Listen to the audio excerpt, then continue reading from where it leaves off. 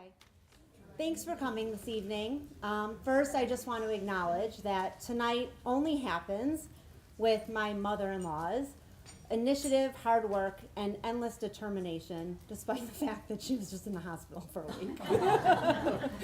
But she's still here. We are so happy to have you with us, and thank you for supporting the Jordan Feldman Scholarship Fund. As most of you know, everyone in here knows, the Sager Solomon Schechter Day School was a very special place for Jordan and continues to be for our family. Jordan and his brothers went to Schechter, and I was made aware very early on that if and when we had kids, Schechter was in their future. No choice. I could not be happier and more grateful to have made that decision for our girls. If you asked Jordan why he sent his kids to Schechter, there would be a myriad of reasons listed, but consistently he noted that it was a place that nurtures and shapes a child to become a mensch.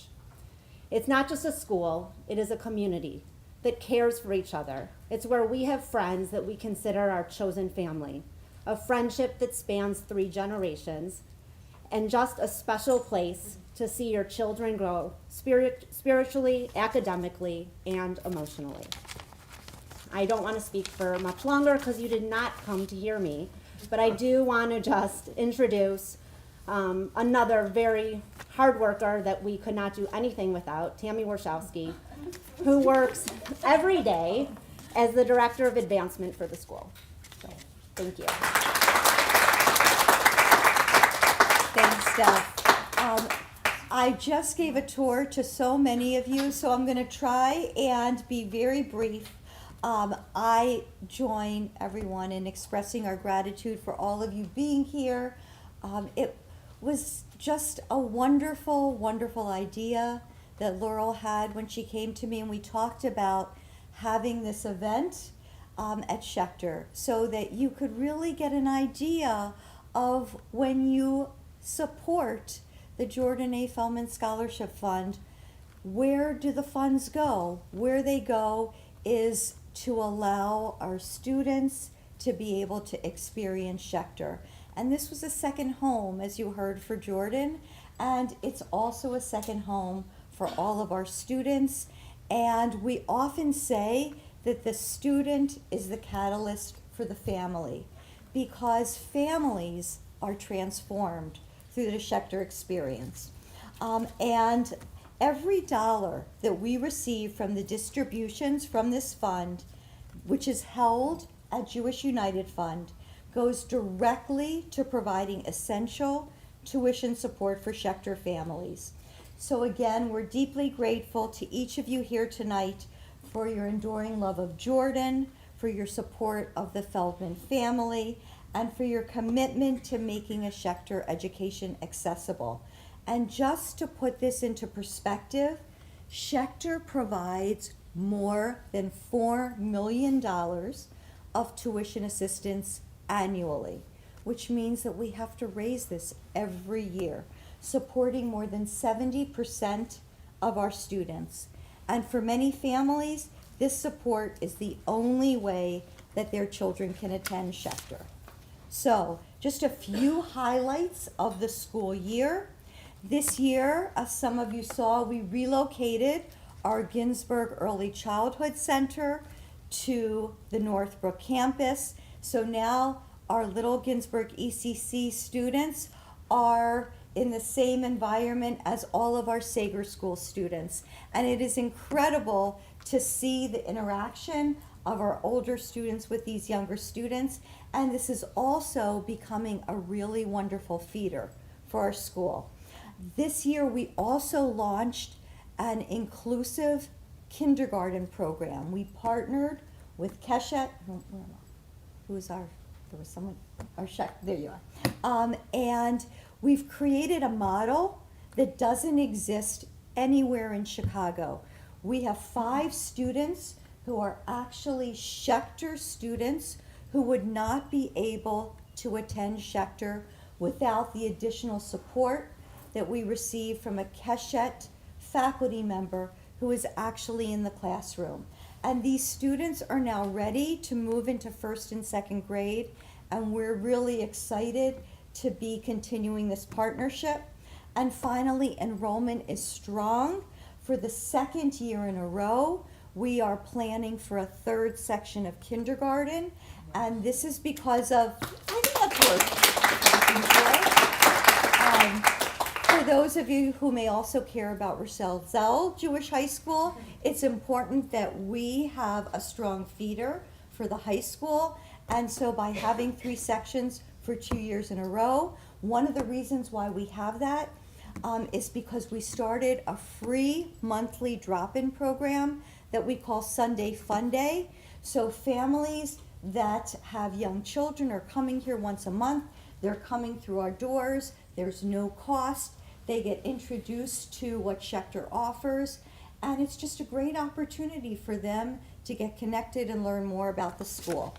And so, skipping, I could go on, but I won't. Thank you for supporting this incredible fund and helping us honor Jordan's memory in such a meaningful, enduring way. And to Laurel, your heart, your spirit, and your vision are deeply cherished by everyone in this room and by me. Thank you for creating this beautiful legacy for Jordan.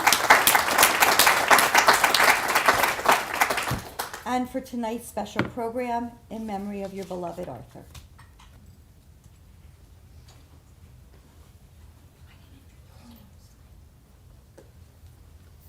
Hi everyone.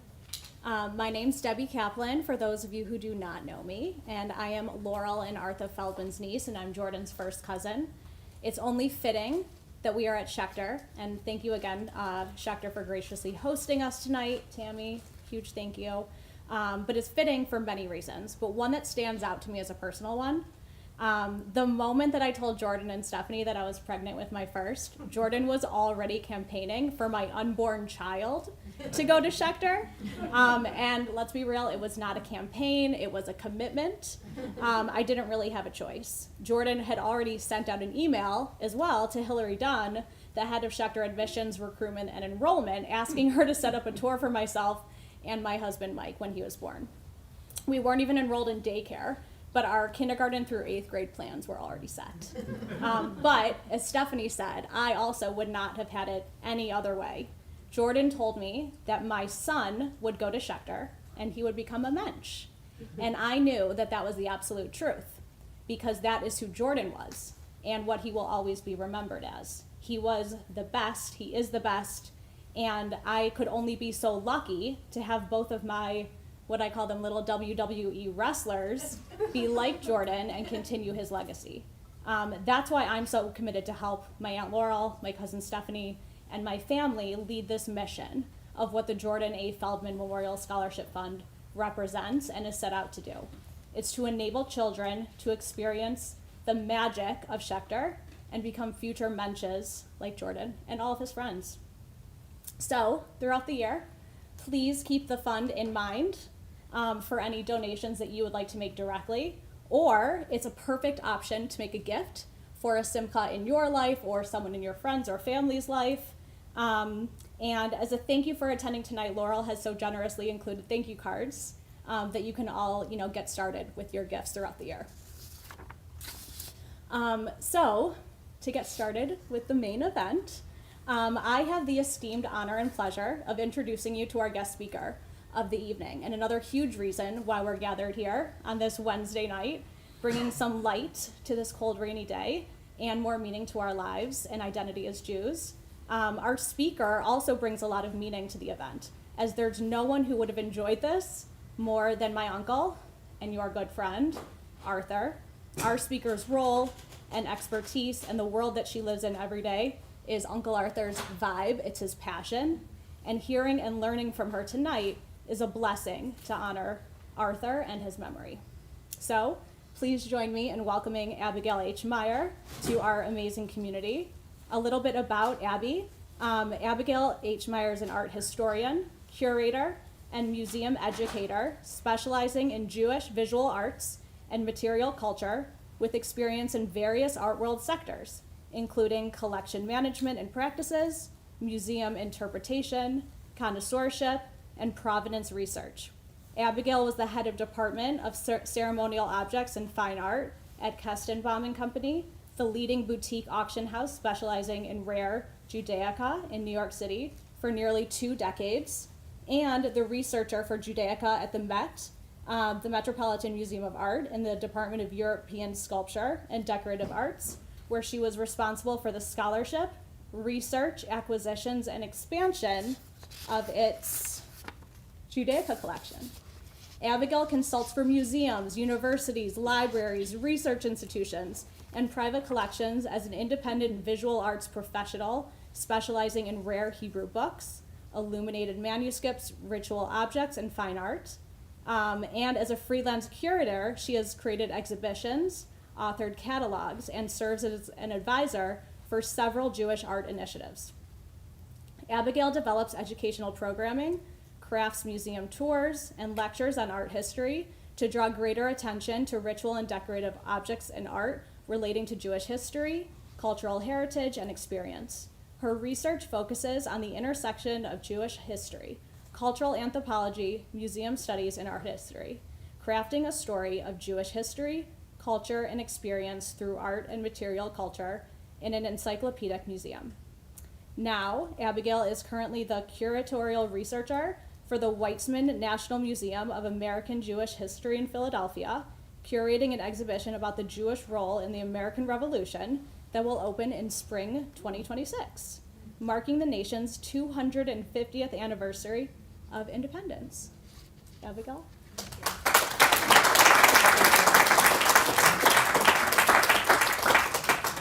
I was just thinking to close the door. Is the vacuum cleaner person, but whatever works for you. Okay. All right. Thank you, everybody. So good to be here and follow these wonderful welcome words and so forth. Let me just grab my glasses. Okay. All right. So just for those who might not have been in the room previously, just want to point out the 2 screens that's where most of the presentation will be. So I'll invite you to make sure you have a good perspective and so forth. The Talmud tells us on several occasions that as an invited guest, one should begin by thanking their host. With that, I want to express my thanks to Laurel Feldman, who I had the privilege to meet at a lecture I gave in Florida almost a year ago.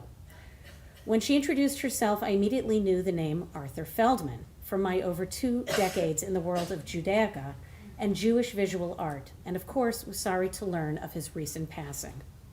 This lecture, although a project of the Jordan Feldman Scholarship, is dedicated to the memory and first yahrzeit of Arthur.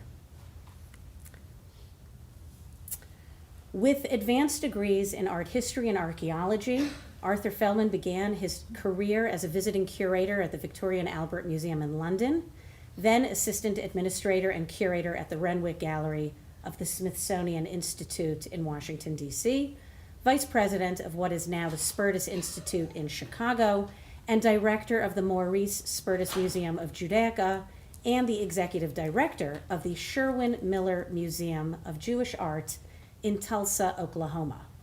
Later in life, he was a gallerist, antique dealer, and estate appraiser in Chicago. It is truly an honor to be asked to speak at this event to honor an icon in my field. Okay. Brushstrokes of bias. In general, when we talk about, first of all, can everybody hear me okay? Okay. In general, when we talk about anti-Semitism, people think about the Nazis, the Holocaust, or contemporary anti-Semitism. The aim of this presentation is to show that anti-Judaism has been expressed in visual art since the early Middle Ages. This and other types of discrimination have been encouraged by political and religious powers, and these actions paved the way to persecution and genocide.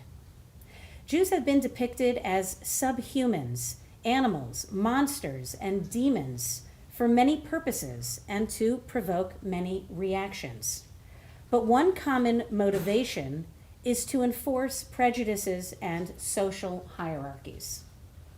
In this lecture, we will see paintings, sculpture reliefs, illuminated manuscripts, graphic art, and material culture that are clear evidence of this. These images were and are the political cartoons and posters of the age, and most remain visible if you know where to look. Anti-Jewish hatred has pervaded Western art, politics, and popular culture for centuries.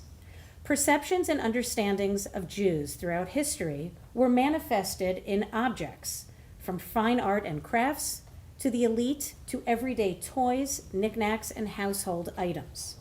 Many of these objects promoted negative attitudes and stereotypes about Jews.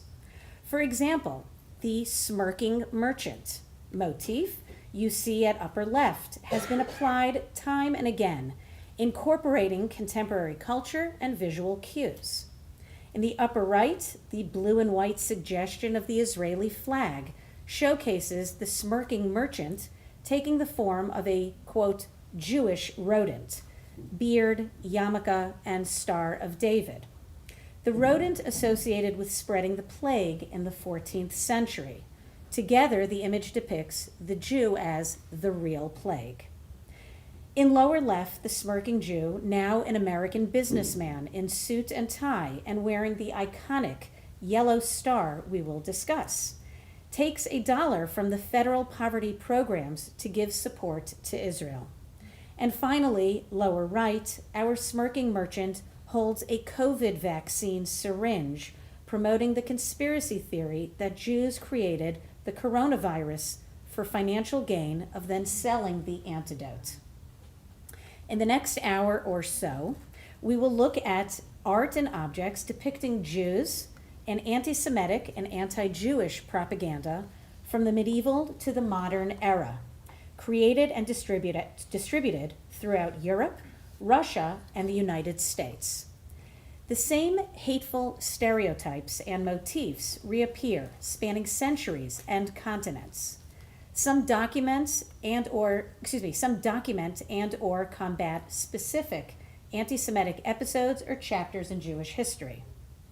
In the 1930s and 40s, Nazi propagandists used these same stereotypes with deadly consequences. For example, feature films, newsreels, children's books, toys, and games helped intensify negative stereotypes of Jews. Already portrayed as second-class citizens, they were increasingly characterized as degenerates, criminals, and racially inferior corruptors of German society. Some of the same beliefs are still prevalent in Western countries today, including on American soil, as we sadly know well since October 7th. But let's take a step backwards and understand the history of anti-Jewish hatred in Western art, politics, and popular culture. Let's take a moment to realize that anti-Semitism takes many forms and is expressed from various origins in history, including pagan, religious, racial, political, and Muslim contexts. But these sources are cumulatively based on myths, with which I've listed here on the slides, and we'll look to explore today. For example, the myth of deicide, that the Jews killed Jesus, the Christian God, informs the image on the left. From an illuminated manuscript from the 13th century Bible Moralise that shows two Jews about to be put to death as revenge for the death of Jesus, who looks on at top left. Images like this would continue to promote and incite anti-Jewish sentiments in the Middle Ages and coin the phrase Christ killers. Ecclesia and synagoga, in Latin meaning church and synagogue, are a pair of figures, personifications of the church and synagogue, that is to say, Christianity and Judaism, a motif found in medieval Christian art starting around the 9th century CE. The pair often appear sculpted as large figures on either side of a church portal, as you can see here on left from the Strasbourg Cathedral. They may also be found standing on either side of the cross in scenes of the crucifixion, especially in Romanesque art and carved book bindings of ivory and jewels. The two female figures are usually young and attractive. Ecclesia is generally adorned with a crown, chalice, and cross-topped staff, looking confidently forward. In contrast, synagoga is often blindfolded and often drooping, carrying a broken lance, probably an allusion to the alleged holy lance that stabbed Jesus, and often holding the tablets of the law or Torah scrolls that may even be slipping from her hand. In images of the crucifixion, Ecclesia may hold a chalice that catches the blood spurting from the side of Jesus. Or in this 13th century illumination, example from the British Library, she is holding a mini cathedral. Attributes sometimes carried by synagoga include a male sheep or goat, or just its head, signifying Old Testament sacrifice, in contrast to Ecclesia's chalice, which represents the Christian Eucharist. Synagoga is usually depicted with defeat in her posture, and like I mentioned, blindfolded. Blindness suggesting her inability to see the so-called truth and accept Jesus as God. If not blindfolded, synagoga is always looking down. The third example on far right is a modern, more amicable bronze depiction entitled Synagoga and Ecclesia in Our Time, installed at St. Joseph's University in Philadelphia in 2016, where the pair appear to be in conversation and displaying mutual respect. In addition, one might theorize that the rise of artistic anti-Semitism is further developed during the Crusades of the late 11th century, the holy wars in which Jews, as non-believers, were forbidden to serve and ultimately brutally massacred for over a century. They were clearly set aside from the rest of Christendom, forced to live in ghettos, made to wear special clothing, and confined to such shunned occupations as money lending. And here, a medieval illumination depicting money lending in two scenes. Note also the physical depiction of the Jewish character's physiognomy, his face. The hooked nose, clearly indicative of ethnic origin. Money lending was a profession forbidden to be practiced by Christians and left to the Jews by default. Christians were not able to offer interest-bearing loans, then considered the sin of usury. However, this role in commerce and finance would ultimately feed the myth of greed. The moneylender motif is deeply entrenched in anti-Semitic stereotypes and myths relating to Jews and money. In the art history world, we like to say that this image is the first example of anti-Semitic art. This cartoon was drawn on an English tax roll in 1233 and features three grotesque-looking Jews in a castle being attacked by a gang of demons. The three-faced character at the top is not the king, but a Jewish moneylender in Norwich named Isaac Fee Journet. The crown is likely a critical and visual way to express that Isaac was as wealthy as a king. His leading debt collectors were two other Jews named Moshe, Mukke, and his wife Abigail. What a great name. We know that these figures are Jews because they are clearly labeled in Roman characters and are historical Jews cited in 13th century Norwich. The clerk's drawing shows the central demon labeled Kolbeef, pointing out their noses, an early nod to the physiognomy we will revisit over centuries. Notice also the scales on far left, a device we will also see repeated over time. Moshe Mukke, coincidentally, would be executed for coin clipping in 1240. The cartoon probably gives a fair idea of how English Christians felt about Jews and their businesses. In the decades that followed, English Jews were taxed more and more heavily. Their goods were confiscated. They were arrested and held for ransom. They were executed on both real and trumped-up charges. And finally, in 1290, they were expelled from the realm, not to be allowed back on English soil for almost 400 years, which we will touch on later. But this motif of the Jew as greedy and as an association would continue in visual depictions through today. In 1629, during the golden age of Dutch art, Rembrandt painted Judas Repentant, also titled Judas Returning the 30 Pieces of Silver, executed when the artist was just 23 and today housed in the National Gallery in London. The image shows Judas Iscariot, one of Jesus' 12 disciples, returning to the Sanhedrin, the Jewish judicial body, and returning the 30 pieces of silver he received to betray Jesus to the religious authorities. Although Jesus and all 12 disciples were Jews, the Western world, through art, literature, music, and tradition, chose to depict Judas as, quote, the Jew who sold out his Savior for money. Thus, the name Judas became synonymous with traitor, contributing to the persecution of Jewish communities for 2 millennia. This false and libelous narrative would feed into Hitler's propaganda and the Holocaust. The new and fashionable game of the Jew is a children's dice game made in London in 1807. It features a stereotypical Jewish banker in the middle of the board, hoarding money. The playing area is divided into 10 sections, and in the center is a stereotype depiction of this moneylender, and you can see he is surrounded by his money bags.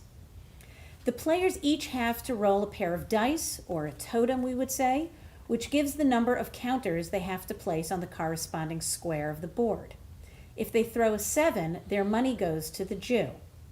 Stephen Sondheim, who was a games collector and owned a copy of this game, said about this game, quote, it taught kids to be anti-Semitic. Speaking about kids, maybe the crowd is not familiar with these images, but this comes from the Harry Potter movies.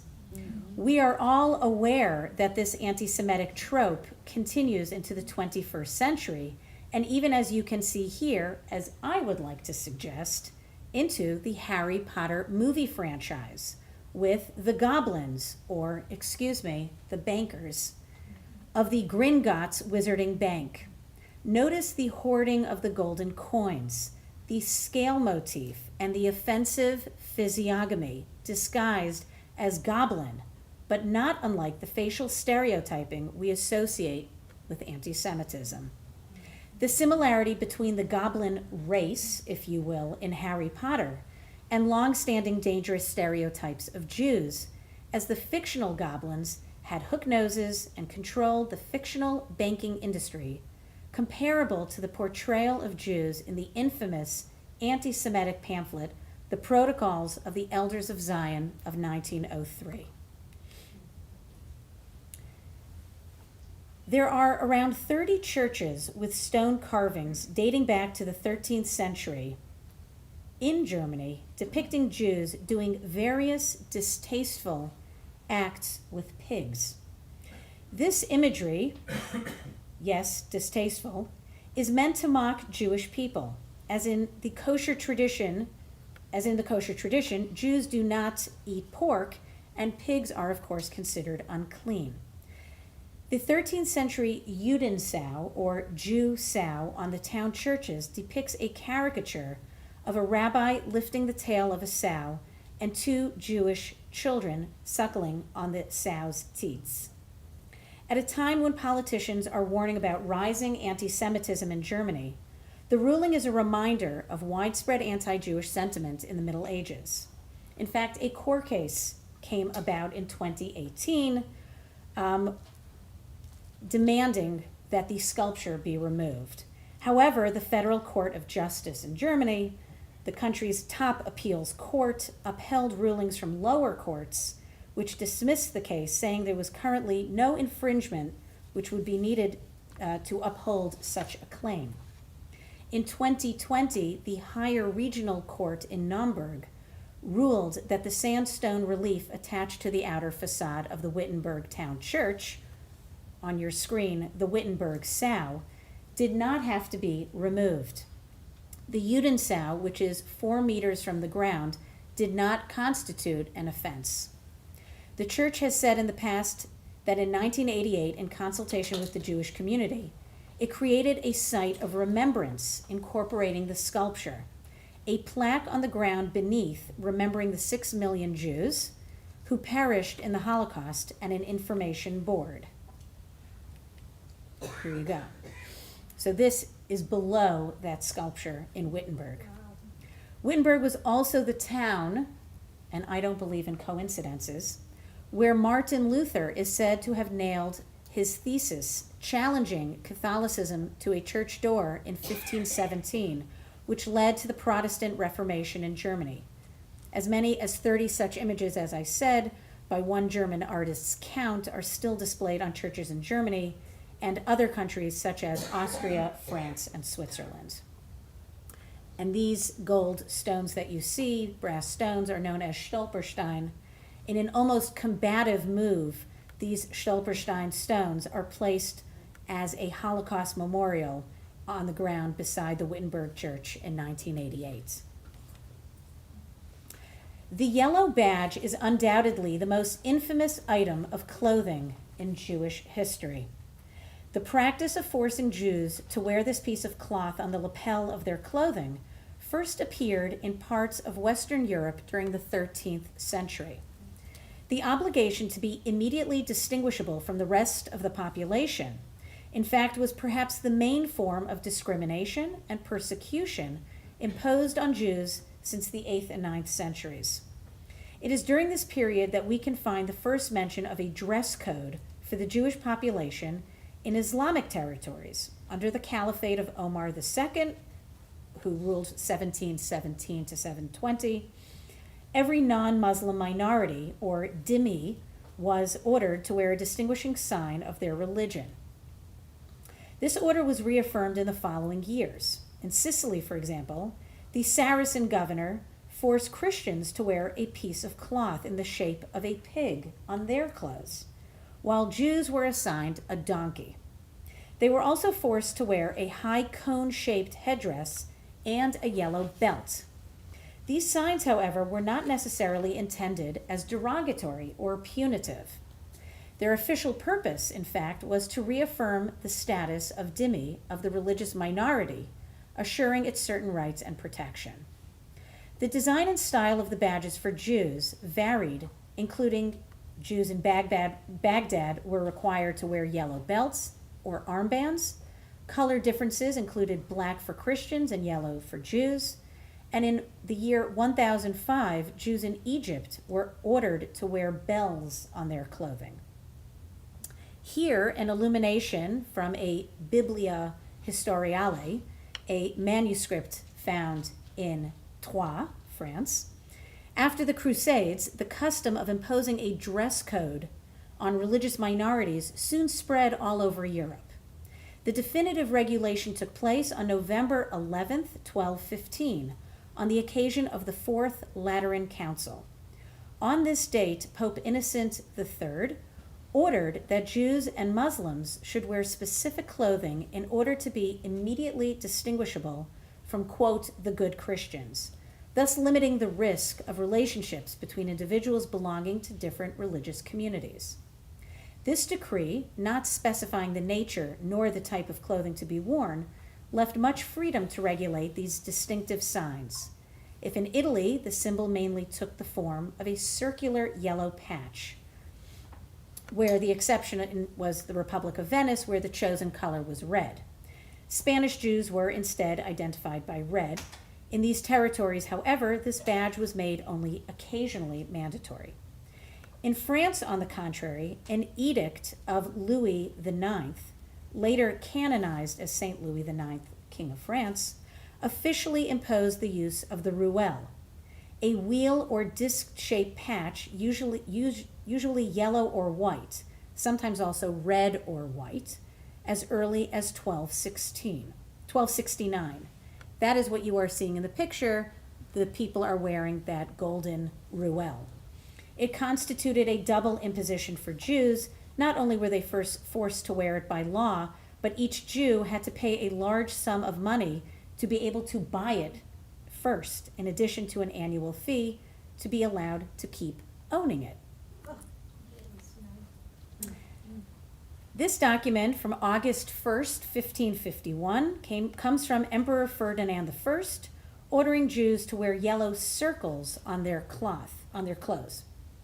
In France, on the contrary, an edict of Louis IX, as we spoke about, would use the ruelle, which was a filled-in disc, as we previously saw. On right, you see a watercolor of a Jewish man from Worms, or Vermisa, wearing the golden ring badge, but also holding a money bag and garlic bulbs, two more anti-Semitic symbols of Judaism. Here, from the Chronicles of the Rochester Cathedral, coming between 1100 and 1150, this edict was accepted more promptly in England. So already in 1217, in fact, King Henry III ordered that Jews should wear distinguishing marks on their chests. Finally, in 1275, Edward I specified the color, shape, and size of this badge, which you see here. Each Jew was therefore obliged from the age of 7 to wear a piece of yellow felt in the shape of the tablets of the law. You can see it most clearly in the fellow in blue. Of course, a visual reference to Moses and Mount Sinai, and considered a symbol of the Old Testament. The Judenhut, or Jewish hat, or pointed hat, as you see here, called Pileus cornutus in Latin, which is one of the most recognizable Jewish symbols today. Exactly when and where the pointed hat made its debut atop the heads of Jews in Europe is difficult to pinpoint. We know that the Jewish hat may have looked we know what it have looked like from images such as this, which comes from the very famous tripartite Machzer, accomplished in southern Germany around 1320. Interestingly, the pointed hat was not always identified with Jews. This style could be found in various places in medieval Europe and was worn by aristocrats and high-ranking officials, among others. Before the 12th century, even English peasants would wear the hat in imitation of the upper classes.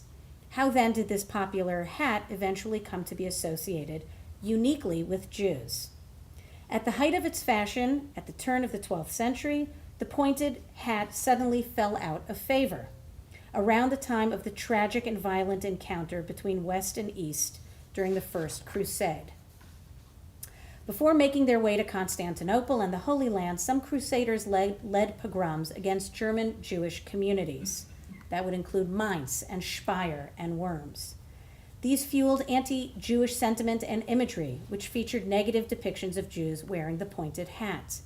Thus, the item began to be associated in medieval European mindset with the killers of Christ and with treachery in general.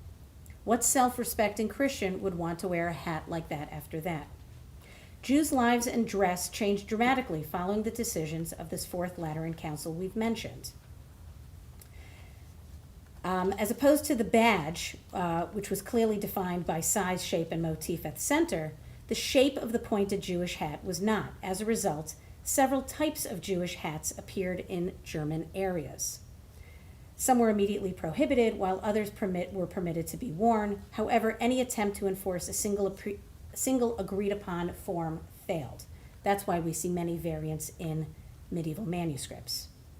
As was often the case throughout history, rather than object, the Jewish communal leaders chose to view the decree as a positive commandment. Thus, various rabbis, from Menachem HaMeiri in Spain to Joseph Caro, author of the Shulchan Aruch, in Safed, or Tzafat, ruled that a believing Jew may only utter the name of the Lord or pray when his head is covered. Some, like Rabbi Yaakov ben Rabbeinu Asher, or the Rush, recommended that Jews not leave their homes with their heads uncovered. Thus, one can view the modern yarmulke, or kippah, as the direct descendant of the attempt to transform the Jewish hat into something to be proud of, and an integral part of their religious life. The cap's head was very much associated with the Jewish person, even outside of religious context. In 1598, English playwright William Shakespeare created Shylock, a Venetian Jewish moneylender living around 1600. Shylock's characterization is composed of stereotypes. For instance, greediness and vengefulness, although there were no legally practicing Jews who lived in England during Shakespeare's time. Anti-Semitic and Judeo-phobic views were common in Elizabethan-era England. English Jews, you might recall, had been expelled in 1290. Jews were not allowed to return until the rule of Oliver Cromwell. In the 16th and early 17th centuries, Jews were often presented on the Elizabethan stage in hideous caricature, with hooked noses and bright red wigs. They were usually depicted as avaricious usurers. And Charles Dickens' 1837 work, Oliver Twist, portrays Fagin as the archetype Jewish villain and repeatedly identified throughout the novel simply as, quote, the Jew. But as the Jew was a vilified abstraction in medieval legend and folklore, Fagin grew fully formed from this tradition. Even remakes in the 21st century, including an adaptation by the BBC's Masterpiece Theatre, added a Yiddish accent to Fagin, exaggeration in the facial features and ugliness, and only furthered the prejudices and negative stereotypes seen in medieval times and in Holocaust-era propaganda. Interesting to look at modern adaptations of Shakespeare's work and see interpretations of costume designers in fashioning Shylock. From the golden ring badge seen on Jonathan Pryce and Tony Amendola, you can see on the right, payos or side curls and black yarmulke for Dustin Hoffman, and perhaps more edgy, John Douglas Thompson's stylized chassid with large black velvet yarmulke, black suit, tie, and crisp woolen tzitzit, very much identifying the Shylock character as no less but an Orthodox Jew. Walking sticks. I actually took these pictures. I was the one who set them up for an auction catalog display. Very, very disturbing objects. European artisans commonly adorned everyday items such as ceramic toys and walking sticks with caricatures of Jewish faces.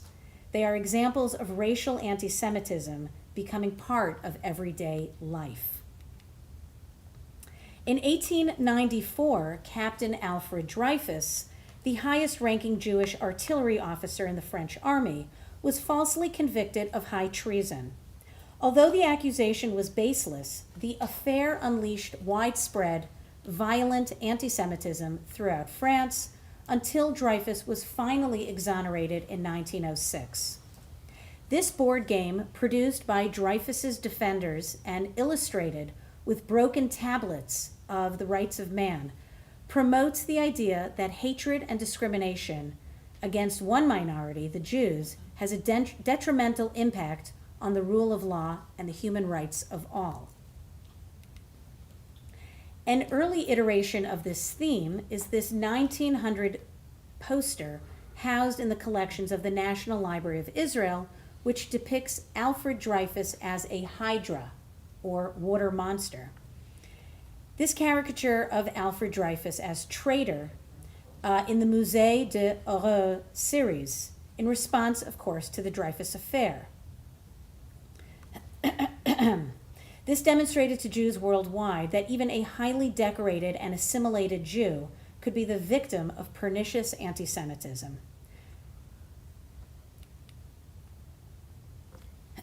Here, a Nazi-era anti-Semitic propaganda poster by an artist who used the name Seppla, real name Joseph Planck, a political cartoonist in Germany.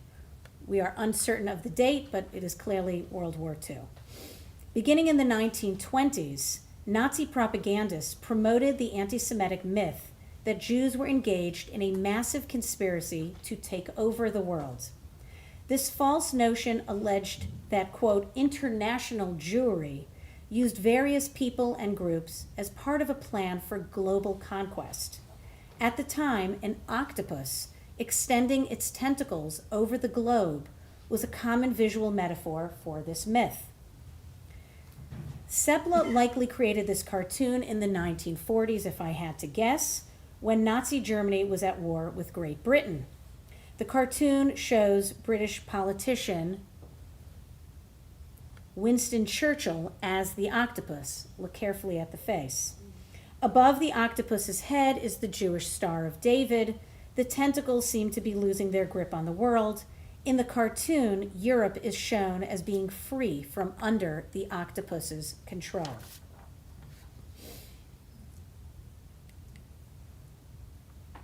In 2023, the BBC, again, was forced to deny claims that an octopus mascot you can see it in the picture next to one of the players. Notice that stuffed animal? Was displayed by contestants as a coded attack on Jewish people. You will notice what else the contestant is wearing. Here is a screenshot from the episodes that went viral on X, formerly Twitter, with users claiming that the mascot bears a resemblance to anti-Semitic Nazi propaganda. Here you see how. There are also allegations that this contestant, Malika Gorgiane, was wearing the colors of the Palestinian flag during her appearance on University Challenge, this long-running quiz show on the BBC. Comparing Jews to reptiles has a long, sordid history, dating back to Nazi propaganda posters that employed this anti-Semitic trope to indicate that Jews are cunning and untrustworthy. By arranging apples reading Freiheit and Gleichheit around the snake, this image blames Jews for the expulsion from the Garden of Eden, while simultaneously indicating that Jews control Germany's basic freedoms. The snake's stereotypical facial features, along with references to money, also draw upon anti-Semitic associations. Snake's face is exaggerated features, and you can see the dark hair, the nose, the curly hair rather, dark curly hair, enlarged hook nose, and snarling facial expression. The British flag symbolizes Jews' perceived loyalty to Great Britain and disloyalty to Germany. The hammer and sickle on the dollar sign denote contradictory stereotypes presenting Jews as both communist traitors and greedy capitalists. And on right, two cartoons from Der Stürmer from 1935. A poorly turned verse beneath says that it is better to strangle the Jewish serpent to death rather than allow Germany's misery to return. And a similar theme shows up in September 1944, also from Der Stürmer, titled The Jewish Beast, which suggests that Germany is defending itself against the Jewish threat. By September 1944, most of the mass murders had already occurred. How could they be a threat? Trust No Fox is what you are seeing here, 1936. Julius Streicher again published the children's books called Trust No Fox on His Green Heath and No Jew on His Oath. It was published in Germany in 1936. It was written by Elvira Bauer, who at the time was an 18-year-old kindergarten teacher. The goal was to instill hate at a very young age. On the cover of the book, we see a drawing of a Jew and a fox. Throughout Nazi propaganda, both foxes and Jews are depicted as cunning creatures that could not be trusted. Each page of the book contains a nursery rhyme that describes Jewish people as ugly, sneaky, and frightening. Here, another important children's book, what we call The Mushroom, Der Giftblitz, or The Poisonous Mushroom, published in Germany, again by the Stürmer Verlag in 1938, and used in German schools. One of the hundreds of Nazi works used to indoctrinate children into the Third Reich. Written by Ernst Heimer and published, like I said, by Julius Streicher, the founder and publisher of the anti-Semitic newspaper Der Stürmer. This book alludes to how, just as it is difficult to tell a poisonous mushroom from an edible mushroom, it is difficult to tell a Jew apart from a Gentile. The book falsely claims that the Talmud discourages Jews from performing manual labor and encourages them to engage in trade instead. That it teaches Jews that non-Jews are meant to be slaves and asks Jews to enslave the non-Jewish population. Again, not true. And that Talmudic law allows Jews to cheat non-Jews. Again, not true. Here are some images exhibiting the Nazi Party used from this book.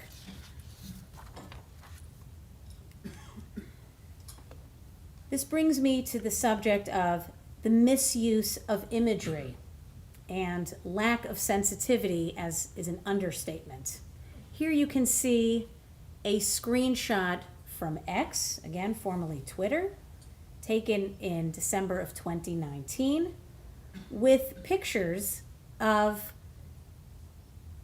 Christmas ornaments and bottle cap opener fridge magnets featuring images of Auschwitz-Birkenau concentration camp being sold on Amazon.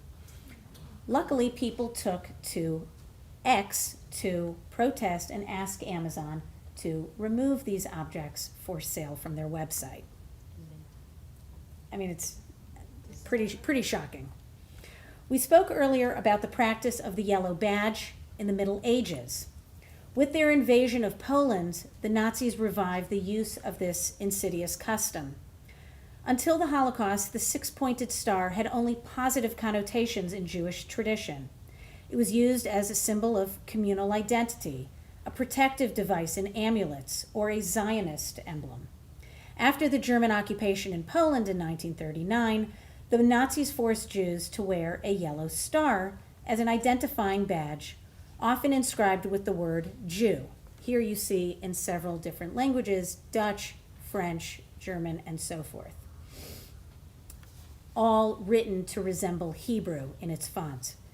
This measure deliberately turned a symbol of Jewish pride into an emblem of discrimination that singled out Jews, restricted their movements, and marked them as prey. Concealing the badge was an offense punishable by deportation to a concentration camp. And on right, this is actually, sadly, I've sold several of these to Holocaust museums. This is a badge coding system, almost a cheat sheet for Nazi soldiers that was used in several concentration camps. This one comes from Dachau concentration camp, where when I went to visit just a couple years ago, the poster is still installed. In 2012, the Anti-Defamation League in Philadelphia publicly objected to a t-shirt being sold by Urban Outfitters. That's what you see in yellow on left.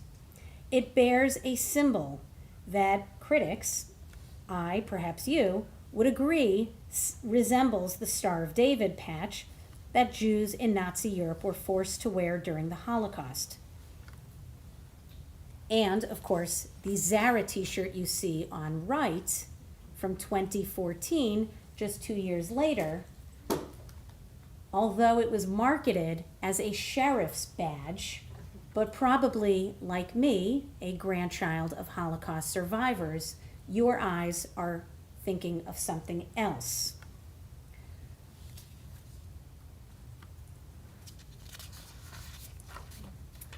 So, we find this use of symbolism to be extremely distasteful and offensive, and we are outraged that your company, and I'm reading what was posted to American Outfitters, outraged that your company would make this product available to your customers. Excuse me, this was sent to Zara. And these shirts were for sale in the children's section online in countries that include the UK, Israel, Germany, France, Albania, and Sweden. Of course, the stripes are horizontal in the Zara shirt, but again, I think it is safe to say many of us are seeing what's on the left. And we talked today about cultural appropriation. On left, a scarf playsuit from Topshop in April 2017, again got slammed on Twitter. And on right, Louis Vuitton was asked to pull a $705 blue and white keffiyeh stole after much backlash. The LV luxury fashion brand was accused of cultural appropriation, with some taking further offense over the fact that the scarf is in Israel's national colors. In May 2021, Tennessee Hat Shop was blasted for selling Nazi-style Jewish stars, proclaiming "not vaccinated." And you can see that on the woman in the black t-shirt. It was an explicit reference to the yellow stars of David that Jews were forced to wear during the Holocaust. Others in the crowd, and you can see the demonstration on the side, the protest, others in the crowd were wearing them too. Their implication, those who refuse to be vaccinated are facing the same oppression as Jews did in the 1940s. The message was repeated in other big cities where people donned the badge and an imagery used by protesters into the company of a growing cadre of COVID-19 vaccine skeptics around the world who have invoked the Holocaust as they rail against regulations that increasingly marginalize those who chose not to be vaccinated against the virus and draw a comparison between anti-vaxxers and Holocaust victims. And in my final image, I will share with you this evening and my desire to not leave you with yet another demonic or disturbing image of anti-Semitism.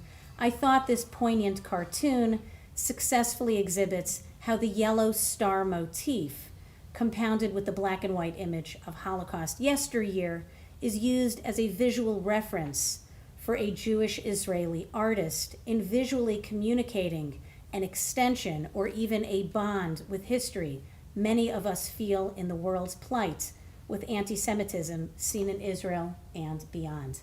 Thank you so much for your attention.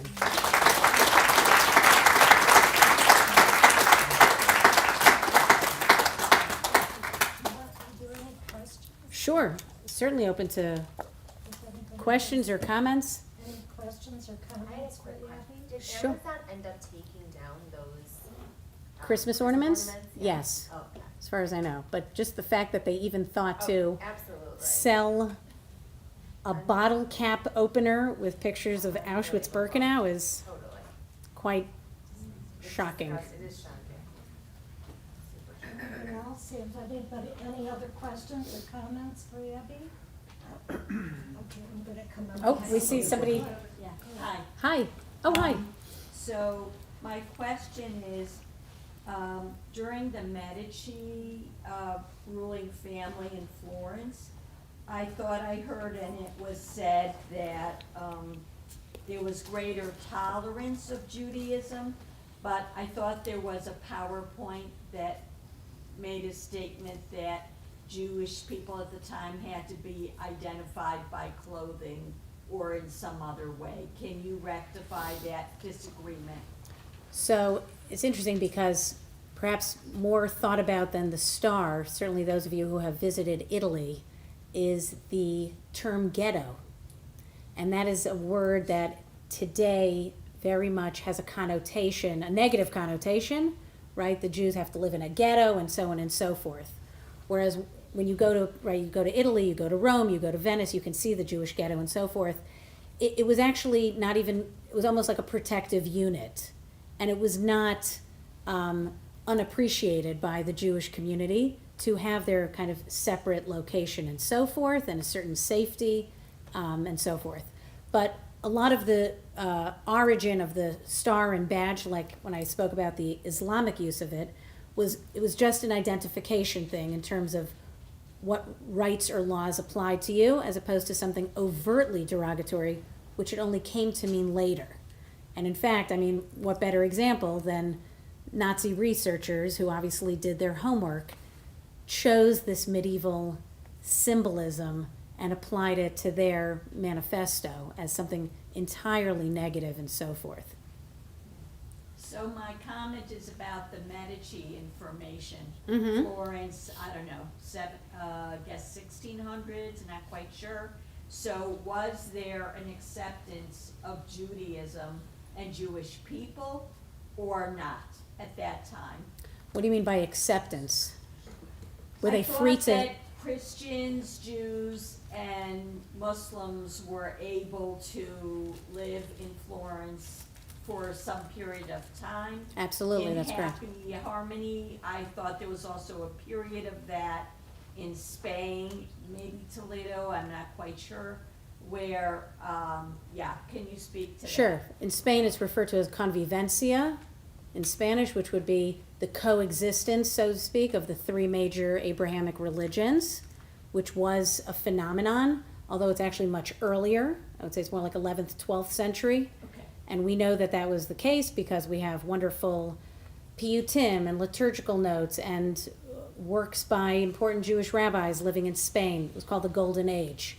The Florence element, which was the Tuscan, the northern region in Italy, definitely saw tolerance. Certainly, you mentioned the Medici was a family that supported Jewish culture and so forth, made things available, the accumulation of wealth and so forth.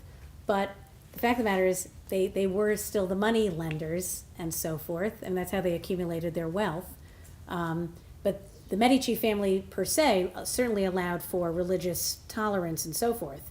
I mean, these people had synagogues, these people practiced Judaism, they were, after 1500, certainly, publishing and so forth. We have many, many examples from Venice and Padua and Mantua. So again, it was a symbol separate but equal, if you will, in the case of Florence, yeah. Hi. Did any of this stuff sneak into high art? So if you walked into a museum sometime and you were looking at some of the Speak great up louder, paintings. David. Speak up. Did any of this stuff sneak into high art?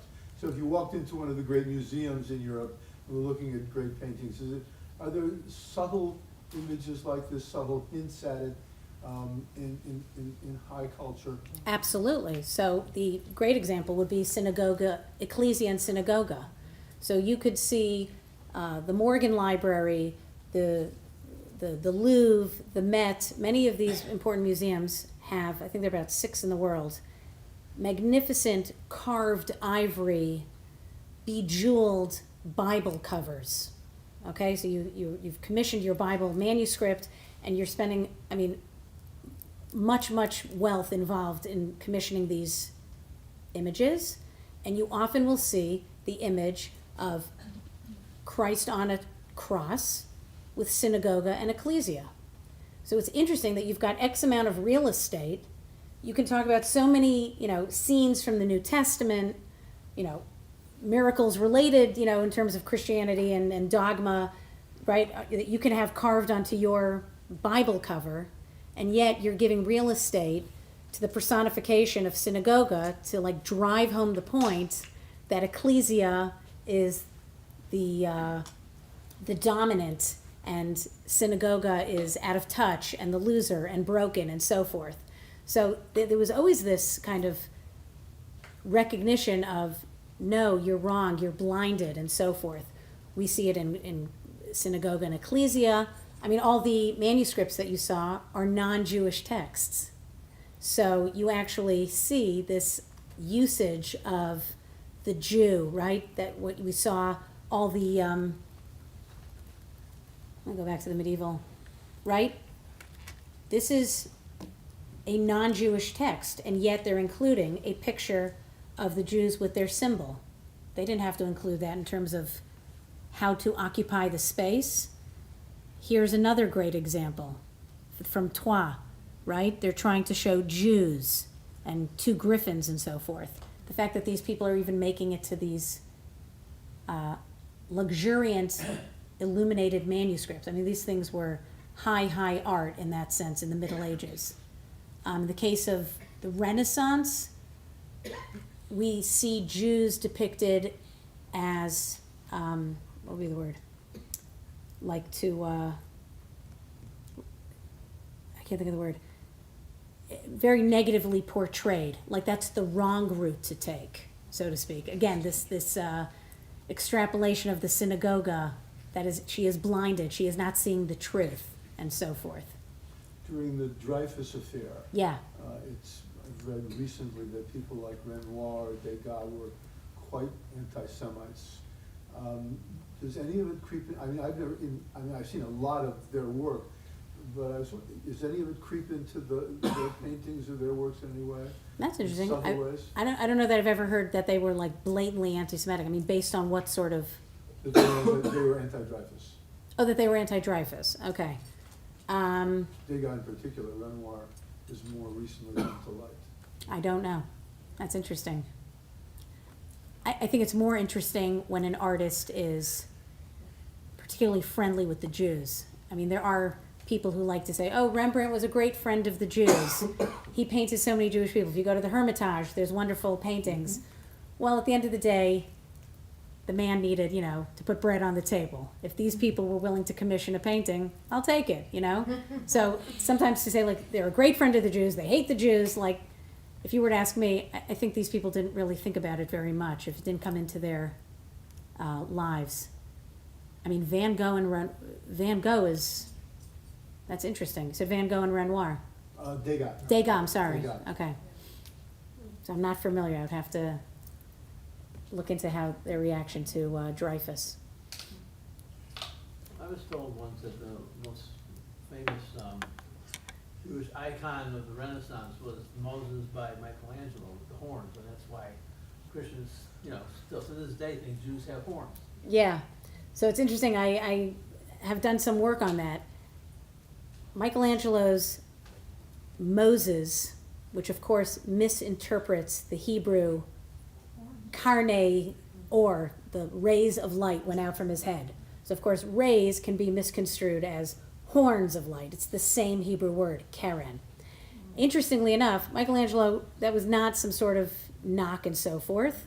And the Moses sculpture sits on the tomb of the Pope that actually gave Jews much leeway, who I believe was like Innocent II or something. I can't remember it offhand. But it's just interesting, also part of the Medici family. So Yeah. I don't believe he did that to be derogatory. It was a misinterpretation that, you're absolutely right, has informed Jewish visual culture for a millennia. We actually saw that statue, and the tour guide did explain it just how you explained it. Because you see the horns, and they explained it, it's the it's the rays of light. Yeah. So at least the tour guide we were with did have that same explanation that you just said. I mean, it's not even an interpretation. I mean, that is the answer, because that Hebrew word can be two meanings. They So say it's a halo. They say it's his way of, I've had two guys tell me that it's his way of portraying a halo. as horns? Yeah, the horns. Oh, because he doesn't do it on any other statue. No, but on that particular work, Ah. they say that it's like a halo. Okay, I guess, well, that's what ray of light would imply. Yeah. Yeah, sure. Okay, anybody else? Thank you very much. You're welcome.